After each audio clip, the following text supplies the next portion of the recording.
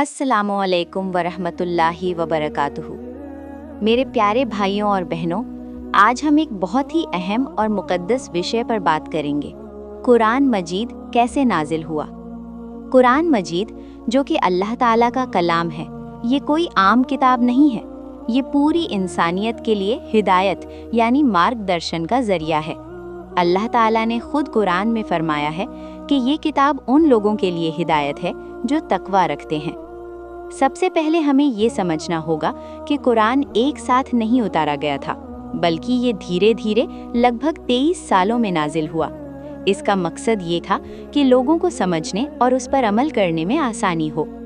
कुरान के नाजिल होने की शुरुआत होती है गारे हिरा से, जो कि मक्का मुकर्रमा में एक पहाड़ पर स्थित है। वहीं पर हमारे प्यारे नबी प्रॉफिट मोहम्मद सल्लल्लाहु अलैहि वसल्लम अक्सर तन्हाई में जाकर अल्लाह की इबादत करते थे और सोच विचार करते थे।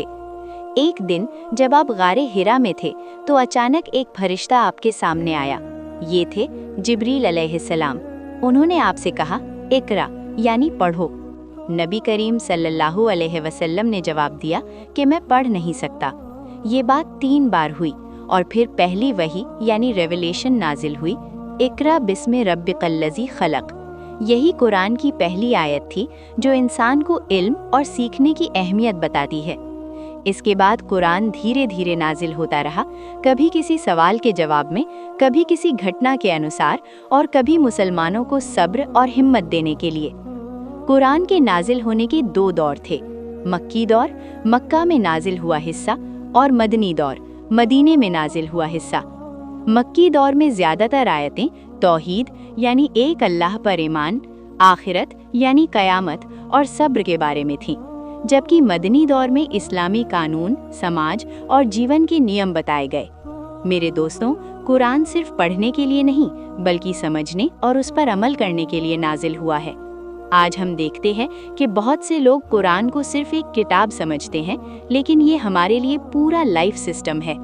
अल्लाह ताला ने कुरान को हिफाजत के साथ नाजिल किया और इसकी हिफाजत का जिम्मा भी खुद लिया, इसलिए आज तक कुरान में कोई बदलाव नहीं हुआ। कुरान का एक और ख़ास पहलू ये है कि इसे याद करना बहुत आसान बना दिया गया है। दुनिया भर में लाखों लोग इसे पूरा याद रखते हैं, जिन्हें हाफिज कहा जाता है। अंत में मैं आप सभी से ये कहना चाहता हूँ कि हम कुरान को सिर्फ पढ़ें नहीं बल्कि समझें, उस पर अमल करें और अपनी ज़िंदगी में लागू करें। अल्लाह ताला हमें कुरान को समझने और उस पर चलने की तौफीक अता फरमाए। आमीन। वस्सलामु अलैकुम वरहमतुल्लाहि वबरकातुहू।